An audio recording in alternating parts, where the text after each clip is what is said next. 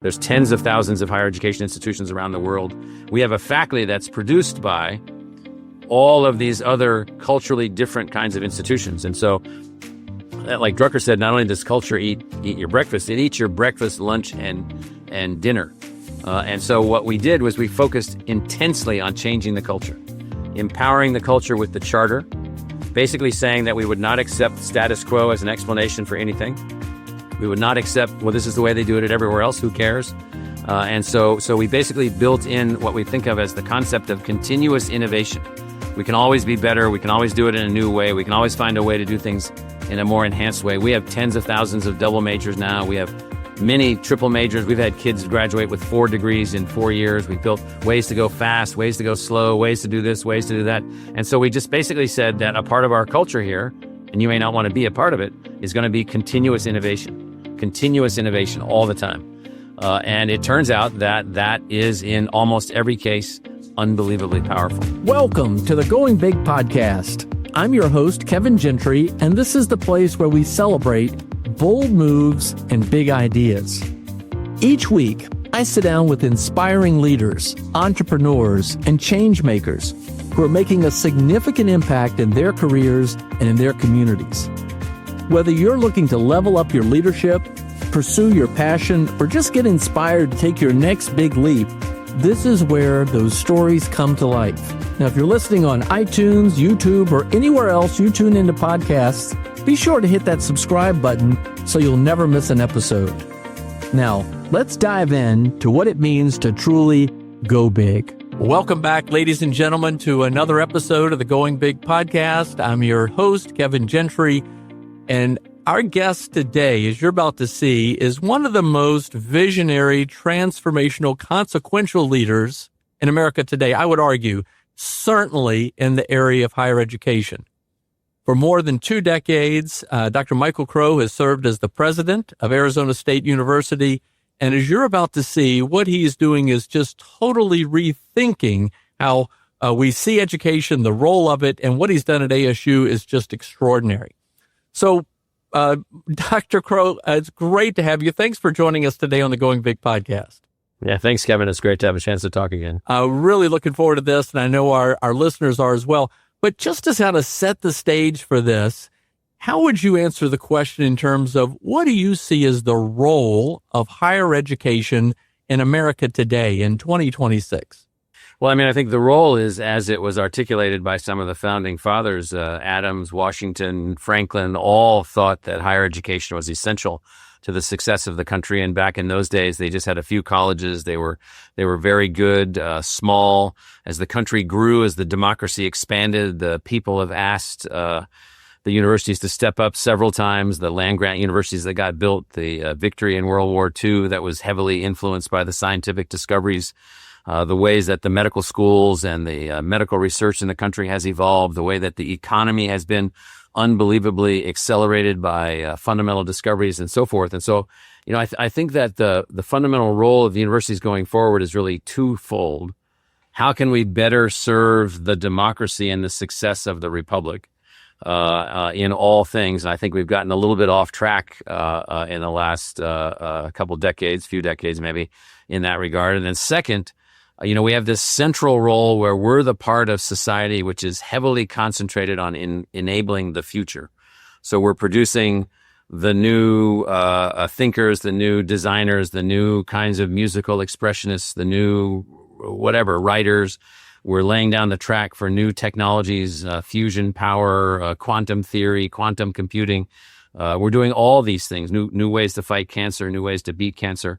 So we're preparing for the future, but it has to be the future of a successful democracy. And so those are the two things I think are the most important assignments for the future. Now, higher education is complex. There's lots of different kinds of institutions, private universities, for-profit colleges, tech schools, community colleges, 4-year liberal arts colleges, state colleges, teachers colleges, universities, research universities. I mean, there's everything that you can imagine because in the U.S. we just built a massive system of unbelievable power and complexity. Well, thank you. That's a great way to start. And we want to tap more of those insights, more of your experience. But even just to set the table further, to better understand how you developed this thinking, your approaches, how you've taken on risk and challenge.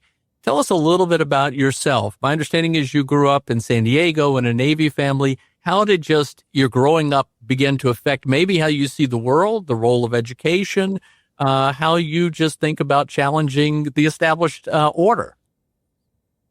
Well, my parents were teenagers from the Midwest, and they ran off when my dad joined the Navy, had me as teenagers, and then we moved around a lot while my dad was in the Navy. We continued to move. I moved 21 or 22 times before I went to college, went to 17 schools that we count, lived in basically Navy housing, or we were on government support that didn't pay people in the Navy very much. There were 5 kids in the family. And so what I learned from all of that was that the United States is filled with unbelievable talent. A lot of the talent isn't operationalized. The schools are kind of older technologies, older systems. They're not very much built around the aspirations of individuals. And so I became deeply interested in finding ways, even when I was in middle school and high school, and then definitely when I got to college, finding ways to use discovery, science, technology, tools to empower better outcomes for our country. And so that's what I've really devoted my energy to all along, from the kinds of things that I've written to the kinds of institutions that I've been building to the kinds of things that I've helped to facilitate. So it's really been all about how do we find a way for our country to be the most successful in the world, to really be aspirationally empowered on every level, and creating new knowledge and educating people is a key part of that. All right. Well, you went to Iowa State first. Oh yeah, I was a javelin thrower at Iowa State. I went there and I took 2 majors and 3 minors. Yep. And then when did you decide? I mean, obviously you pursued your PhD at Syracuse. When did you decide that education was going to become more about was it your future? Was it guiding your future? How did you begin to see even further the role of education? Yeah, the answer is kind of funny. I mean, it's really when I was in the 8th grade. And so we were living at the Patuxent River Naval Air Station at the time in Lexington Park, Maryland, rural St. Mary's County, about 70 miles south of Washington. And in the fall of 1968, me and this other kid were working on our Eagle Scout project to become Eagle Scouts. And so we decided to try to collect enough food for one family for 1 year. We got enough food. It was unbelievable. We got the name of this family, and we ended up going out in this 24-foot U-Haul truck that my dad had rented, and we ended up in this family way back in the woods, not too far from the base. That was just a tar paper shack with a dirt floor and a potbelly stove. And that same day, December 24th, 1968, that family was happy. They were very happy that the Scouts had come up with all this. That very same evening was when Apollo 8 circled the moon and sent back the first pictures from the moon. And as a kid, I was watching Star Trek at the time, 1966, 67, 68. We just went to this kid's house that, this family, and they had a dirt floor. And all I said to myself is like, something's wrong here. And so I began to sort of systematically begin to think about and reading a lot about how you could use new kinds of knowledge production, new kinds of ways of teaching and learning. So 4 years later, when I'm going to college, that's all I was interested in, was finding a place to be able to do those kinds of things. So.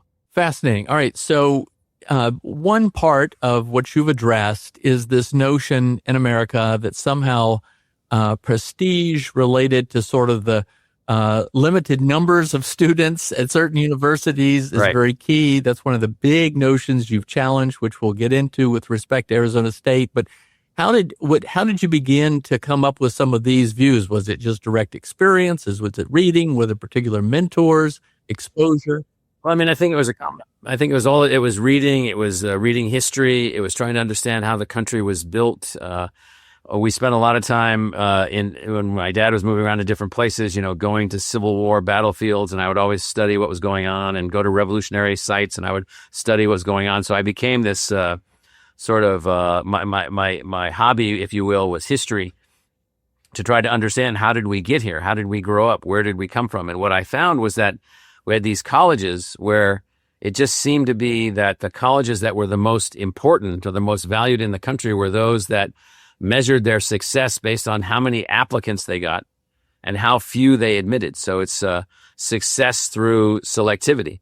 In fact, if you look at supposedly the highest ranked colleges in the country, they are those that have, quote unquote, the highest level of selectivity.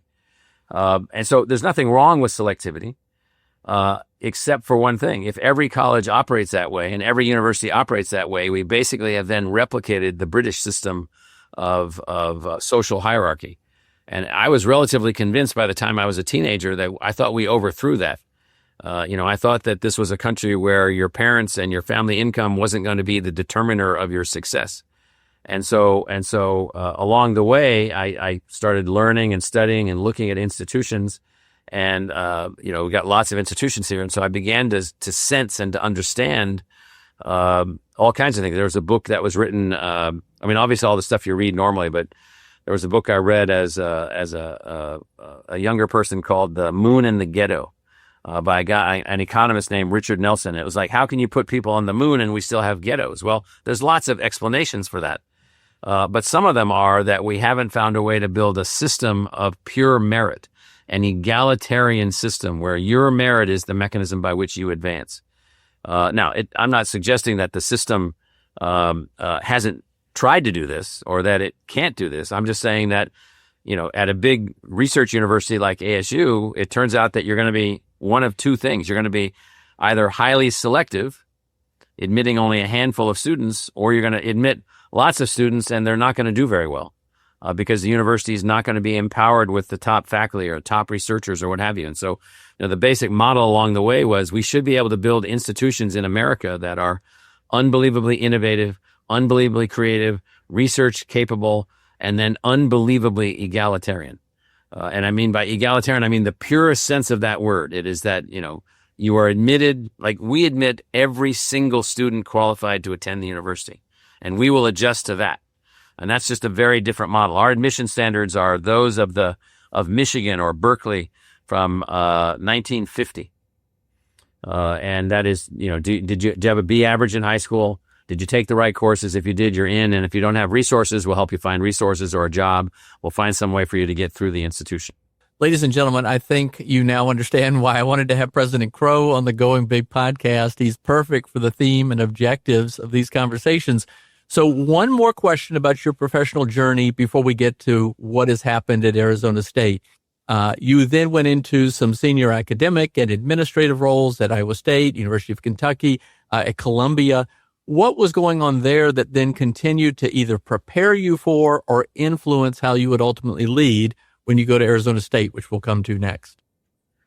Well, so at Iowa State, which is where I went as an undergraduate and then went back as a faculty member and as an academic executive there, that was a land grant school in an unbelievably rich agricultural region of the planet, in which you learned how universities could be a frontline enabler of the success of a region. So, we have the richest, most powerful agricultural economy in the world. We have unbelievable agricultural and engineering assets out of our land grants. And so I really learned about the connection or the connectability of the university to the people and to the industry and to the future at Iowa State. And I was part of building more than 30 new research centers there to help that part of the country and for the country to be more successful. And then at the University of Kentucky, also a land grant school there in a much more complicated state with areas of the state that are more impoverished than other parts of the country and mining industries and all kinds of other things. You get down on the ground and you're trying to figure out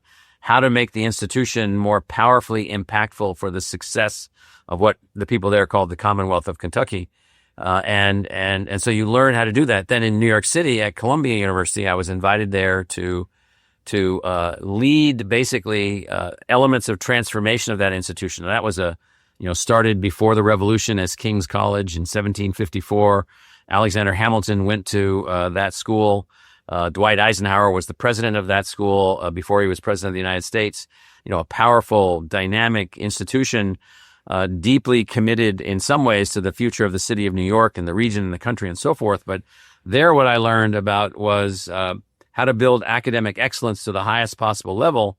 But then how do you take that commitment like a land grant school and that academic excellence thing and bring those two things together? So these institutions that I was able to be at were like training grounds for me in terms of enabling me to find a way to build a school equal to an Ivy League university faculty that then had a mission, though, of commitment to the general population and the communities themselves. And so those three experiences then gave me the design experience, the on-the-ground managerial experience. And then along the way, I had to also prove myself as it's kind of like, you have to be an academic also. So I had to prove myself as an academic at a place like Columbia with a ultra high bar for achievement. And so I was able to find a way to do that also. Wow.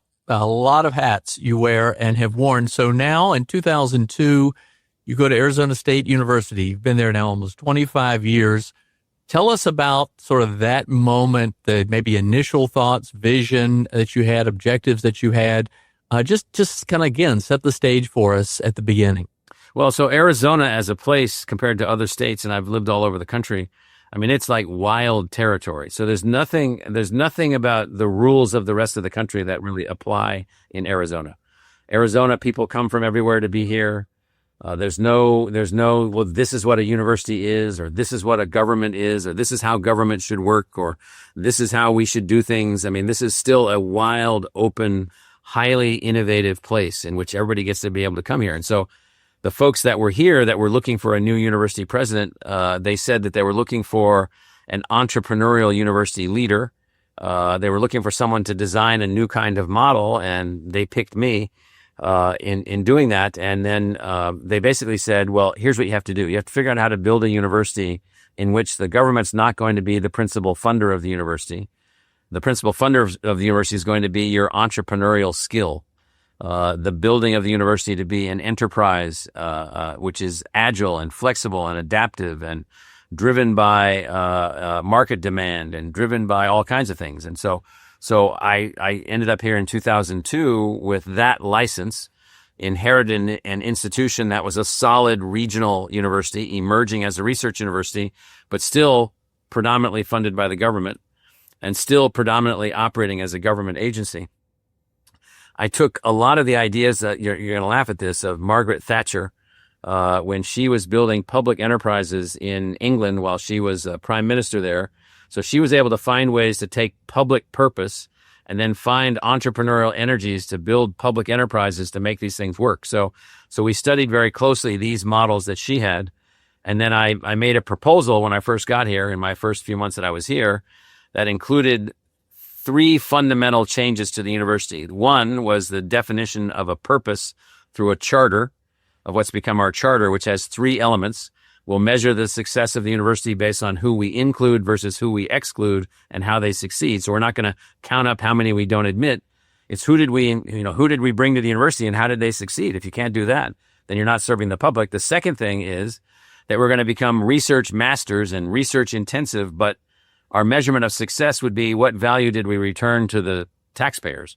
What value did we return to the people of the country? What public value did we add? And then the last part of this charter that was proposed, that now has become our charter and become our cultural driver, the last part was that we would take responsibility for outcomes. So universities never want to take responsibility.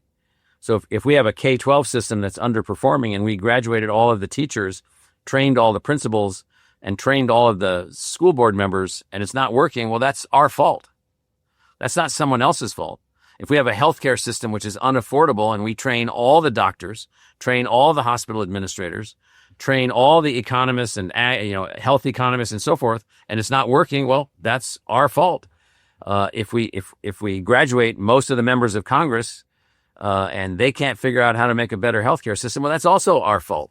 We haven't given people the skills. And so we said in the last part of our charter that we would take responsibility for the health outcomes, the economic outcomes, the competitiveness outcomes, the national security outcomes, not sole responsibility.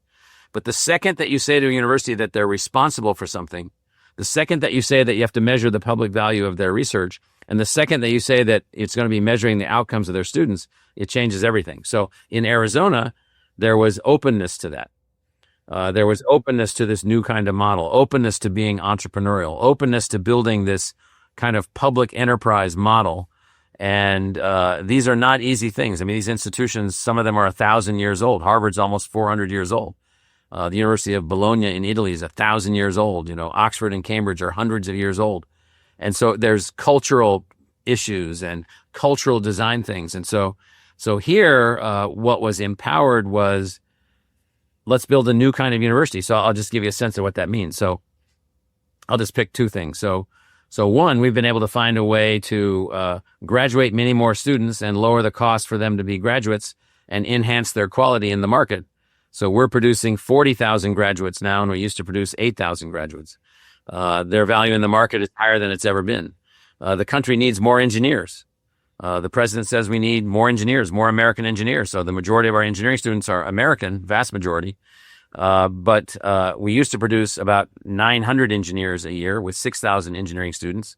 This year we'll graduate 7,500 engineers with 33,000 engineering students and 25,000 on campus, 8,000 online. We've taken hundreds of technologies from the private sector and advanced learning technologies. We've brought those together and built a mechanism by which now we have about 200,000 students all together, about 80,000 on campus pursuing degrees and 120,000 online pursuing degrees. So of the 40 million Americans that went to college and didn't finish, we now have a way for them to finish with a high quality research university grade university in engineering, in biochemistry, in English, in digital photography, in philosophy, across hundreds and hundreds and hundreds of subjects. And so we've also been able to become innovative in the way that some American universities needed to be able to do. Well, President Crow, if people who are listening right now are hearing this from you for the first time, I envision a lot of heads exploding. I've had the advantage of knowing about what you've been doing for a while, but it truly is extraordinary. And I want to get in more to the lessons learned from this. But just again, to paint that picture, when you started, there were 55,000 students. How many students today, roughly, are being served? Well, degree-seeking students, we have 200,000. And then we have another 500,000 learners who are taking courses who are not in degree programs, and we didn't have any of those before. So the same materials can now be made available to the worker or the mom or the grandpa, the grandma that wants to take a course in this or that for either a job reason or a training reason or something that they just want to know or they want to learn. And then we've also opened up our system to 25 million other learners who come and visit our system to take advantage of the learning assets that we have. So we have about 800,000 registered learners and about 25 million people that are learning from our learning assets. Well, okay, so clearly, as you even hinted at earlier, that the conventional wisdom was that exclusivity equaled excellence, and that somehow if you're going to increase acceptance, you're going to somehow lower excellence. But you all continue to receive higher marks in a number of areas of achievement. Speak to that, and then I've got a lot of questions about it. Well, so the one thing we had to prove was that our faculty, while teaching all of these students using advanced technologies that we're also developing and acquiring and partnering to attain, could also be a world-class research university. So 5 universities in the United States without medical schools. We're just opening a medical school this year, an advanced medical school in medical engineering, in fact. But our 2024 numbers, which were just made official by the National Science Foundation, show that we're the fourth of 5 universities in the history of the country to break $1 billion of research expenditures without a medical school. So MIT, Georgia Tech, UC Berkeley, us, and Purdue. Those are the 5, and we were fourth in that quest. And so the reason I say that is that we figured out how to increase the number of graduates by a factor of 5 while increasing the level of research that we're doing to benefit the economy of the future of the country by a factor of 10, while reducing our public investment from the state of Arizona dramatically, while finding a way to fund the university in new kinds of ways with partnerships and alliances and private sector investment and so forth. And so we have found a way to sort of build, as we call it, a highly entrepreneurial public enterprise university. We don't seek a profit. We seek in a sense, we seek a community profit, an impact in the community. We don't seek a financial profit, but we operate in a way where we can leverage entrepreneurial energy, investment partners, investment capital, public-private partnerships, billions of dollars in public-private partnerships, all these kinds of things. And all this, I mean, if you looked at the way that that they built Heathrow Airport in London or other public enterprises. I mean, we just found a way to use everything. All right. So I don't know if you heard the announcement just in the last couple of days. So Taiwan Semiconductor Manufacturing Company is going to increase their investment from $160 billion in new microchip foundries here in Phoenix to between $300 and $500 billion. And we are their teaching, learning, and discovery partner in the pursuit of that, meaning we have found a way to help facilitate the largest foreign direct investment in the history of the United States here in Arizona, because we built the largest business school in the country, the largest engineering school in the country, the largest design and art school in the country, under this, fighting against the notion that, well, if you're so big, you can't be any good. Are you kidding me? I mean, we found whole new ways to teach. We have 11,000 biology majors. We have thousands of English majors. I mean, the hottest thing in the market right now is an English major who can code. The most valuable majors that we're producing right now, that is those that are instantaneously snapped up by the market, are music majors.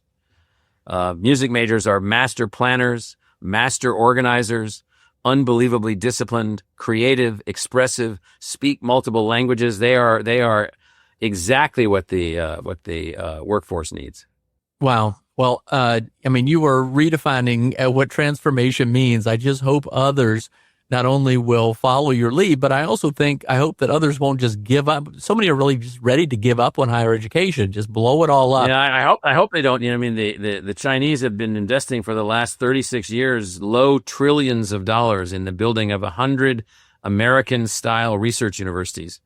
And they have about 30 of them up and running. And the reason they're doing that was they looked at our model from the 40s, 50s, and 60s and said, we have to have that. We don't have that. So they built Tsinghua University and what they call the University of Peking and Fudan University and a bunch of others, Shanghai Jiaotong University. And now they've turned these into these behemoth research universities. And I'm like, game on.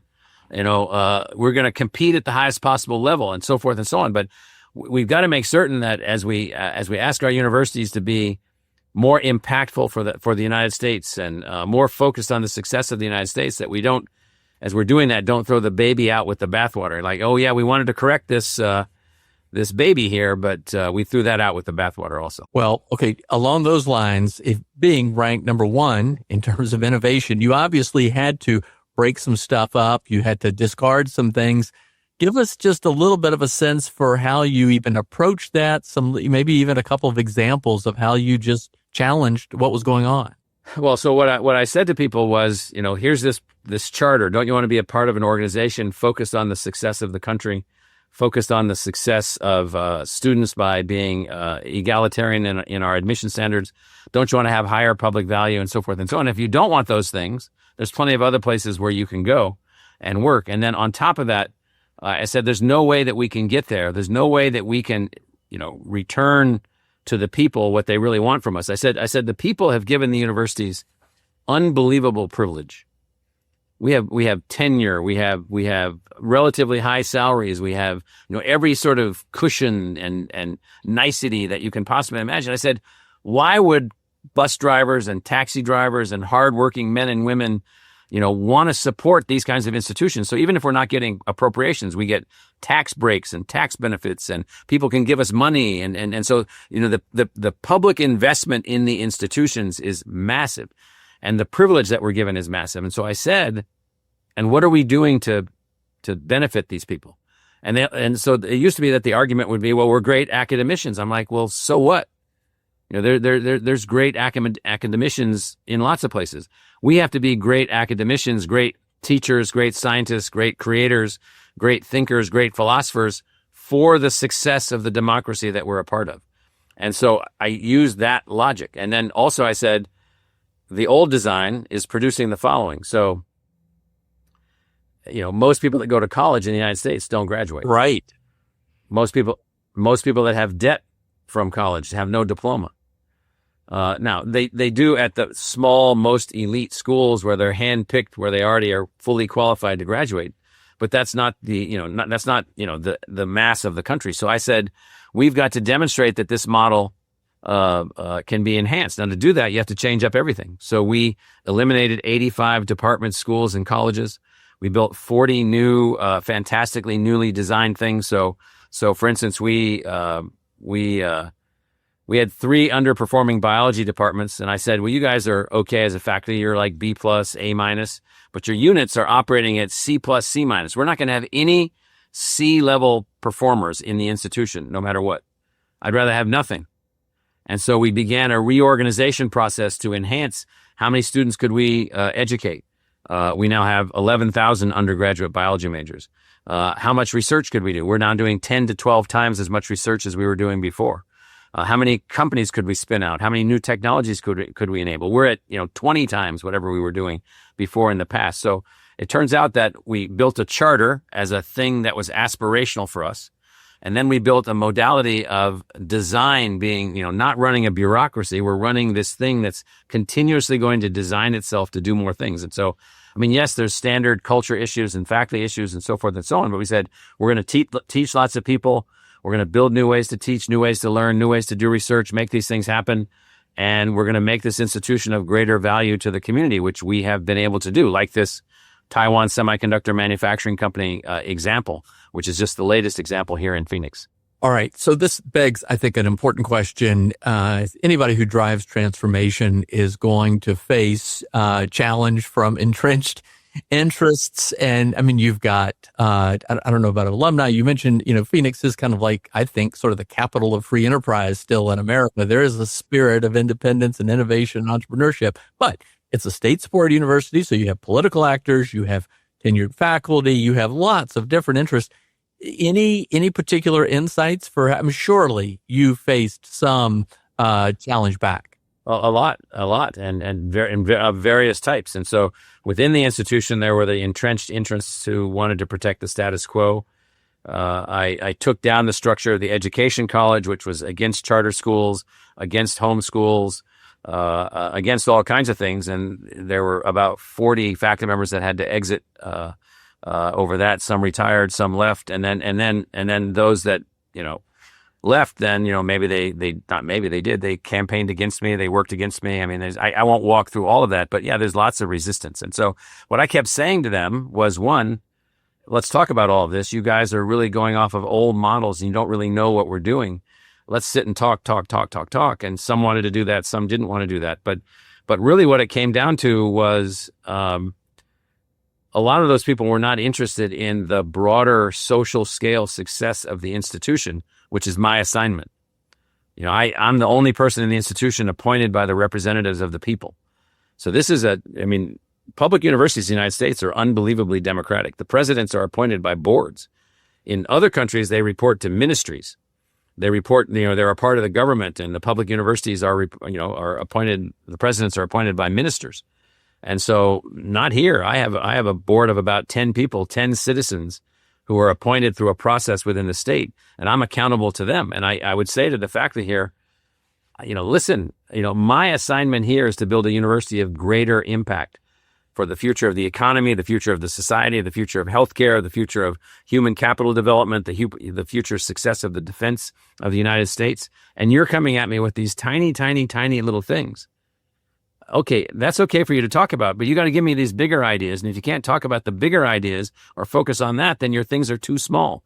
They're not material to what it is that we're trying to do. So a lot of discussions or arguments about that. And then along the way, politically, you said it right, that Arizona is, very different. It is a huge, huge, huge place for free enterprise and free thinking and new ways of doing things and so forth and so on, which means the political spectrum here is very broad. We have hyper libertarians to and those sort of circle around to ultra liberal. So we have ultra conservative libertarians and then ultra liberal libertarians. And here's what I say to my libertarian friends, to give you some sense of politics. And so those two groups attack the university a lot. And I say, listen, why are you doing this? I said, we're protecting free speech. We're enabling free speech. We're making these things happen. And I said, you probably don't realize this, but I'm a libertarian also. I'm just not a libertarian focused on me. I'm a libertarian focused on whether or not I can guarantee the liberties of my great-grandchildren. I know 5 of my grandchildren already. They're going to have children. I probably won't know them. I might know them. I won't know them by the time they're adults. So how do I protect their liberties and their children's liberties? I do that by making certain that the country is safe and secure and economically successful, where people are educated and adaptive, where new technologies that we develop have a net positive outcome. That's how I secure those liberties for the future. So we have a lot of political debates internal to the university and external to the university, and there's nothing easy about any of this. Okay. All right. Well, you've been very generous with your time today, and we need to begin to bring this to a close, but I've got so many other important questions to ask. Culture.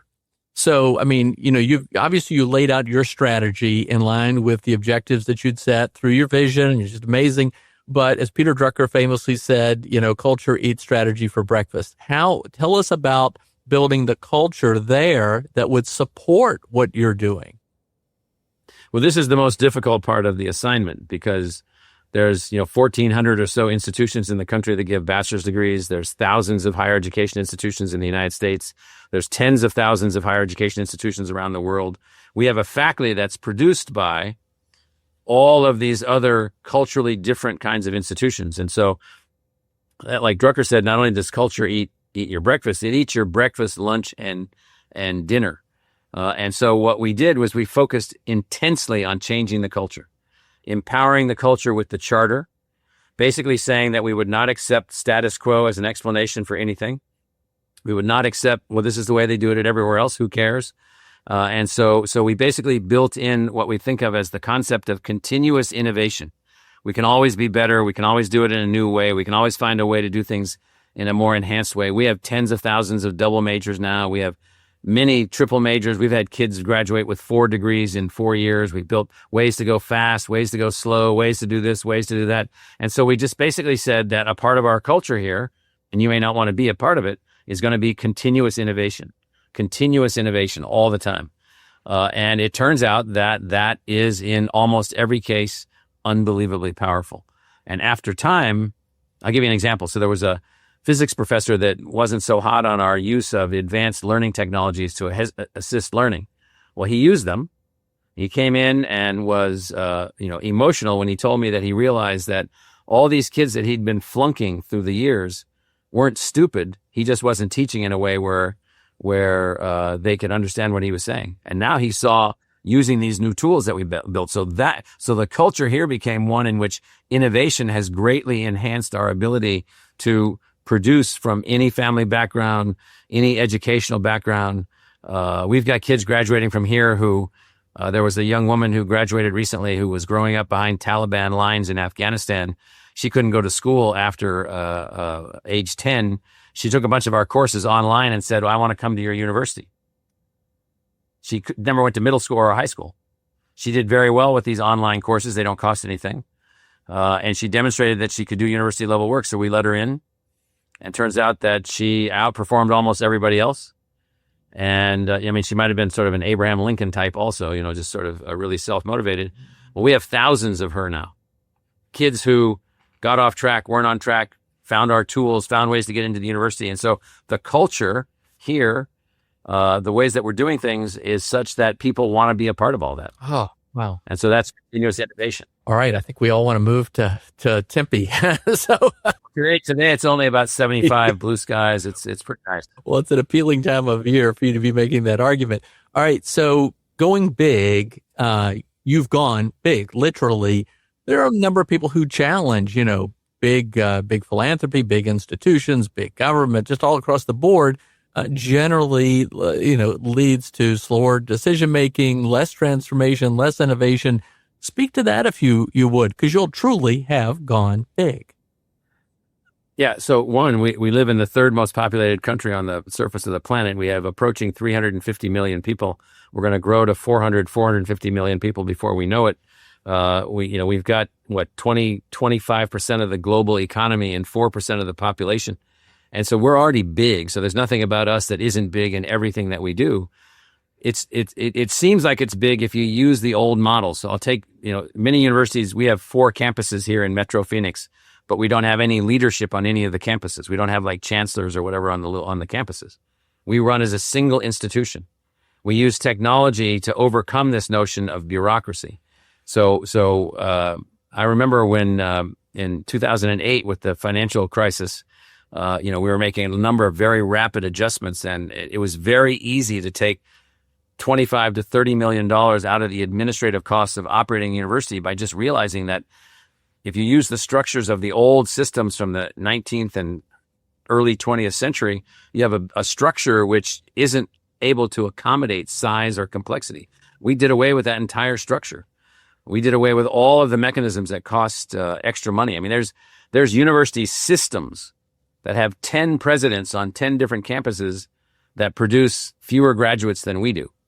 And we don't have any of that. And so what I'm saying is that big has worked in our favor.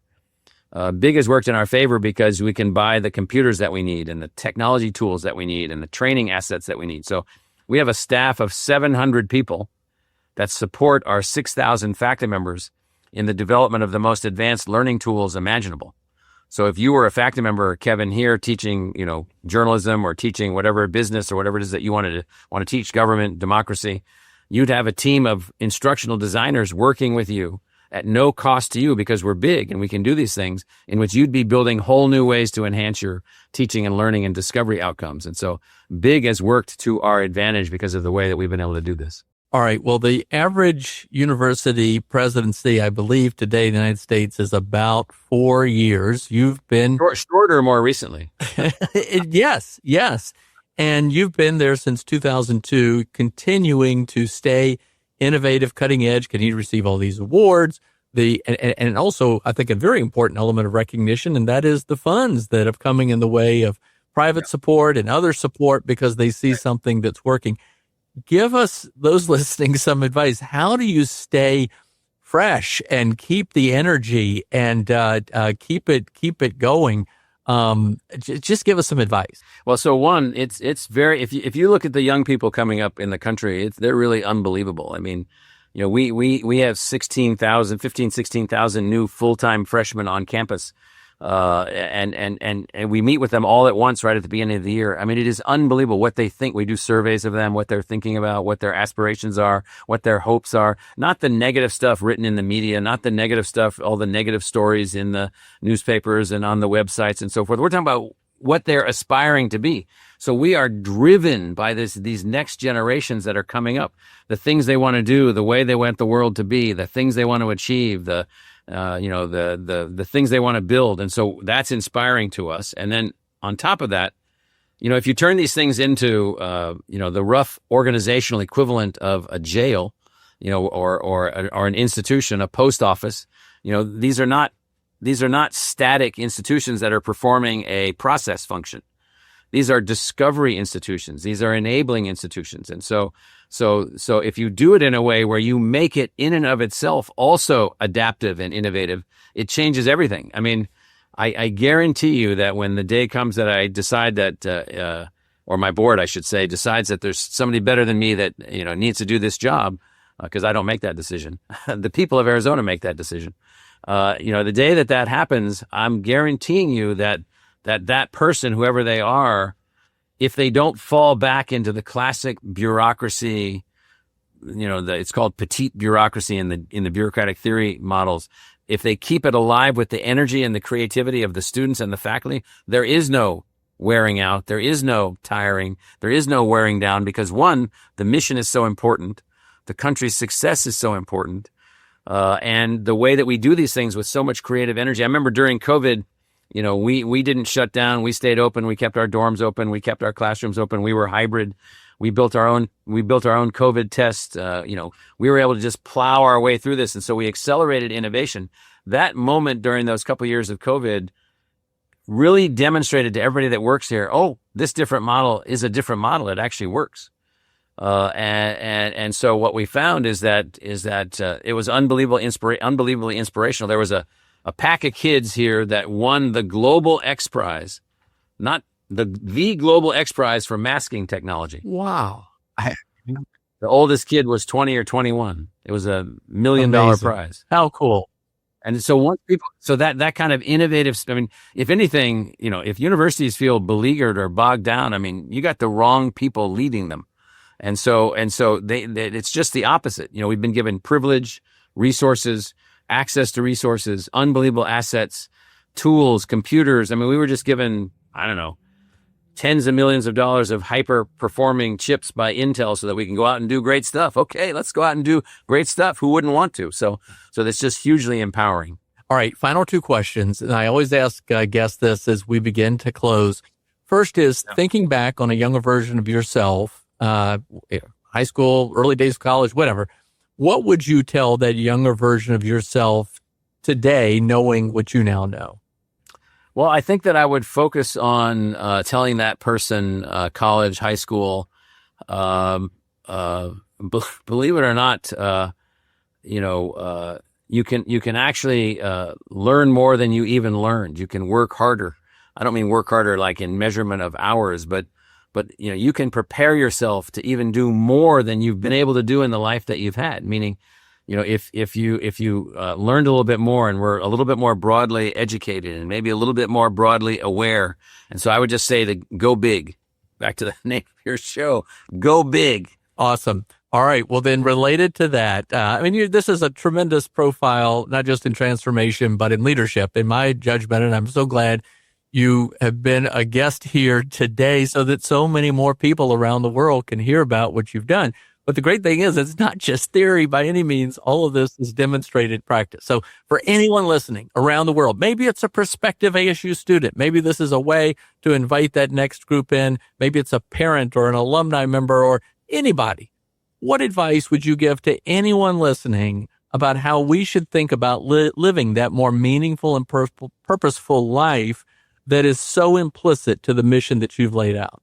This is a quick answer, but I think you must understand history, how we got to where we are and where we are. We are living at the most unbelievably positive moment in the history of our species. Today, it's the best day that there's ever been. And people are sitting around saying, well, there's this and this and this and this. I said, you have no idea. You have no idea. You must be grounded in understanding where you are in time and space and the fact that you are the beneficiary of generation after generation after generation after generation of people that have laid a foundation for you, which makes this the best day ever in the history of our species. President Michael Crow, this has been absolutely great. Thank you for your time and keep at it. I'll look forward to interviewing you again in another 10 years. All right. Appreciate it. All right. Thank you. See you soon. Thanks for tuning in to the Going Big podcast. I hope today's conversation left you feeling energized and ready to tackle your biggest goals. Don't forget to subscribe and leave us a review on iTunes, YouTube, or wherever you listen to podcasts. It really helps spread the word, and it gets these inspiring stories out to more people. You can also find more content, resources, and updates at our website, goingbigpodcast.com. Remember, the only limits are the ones you don't challenge, the limits that you impose on yourself. Keep pushing, keep growing, and above all, keep going big. See you next time on the Going Big podcast.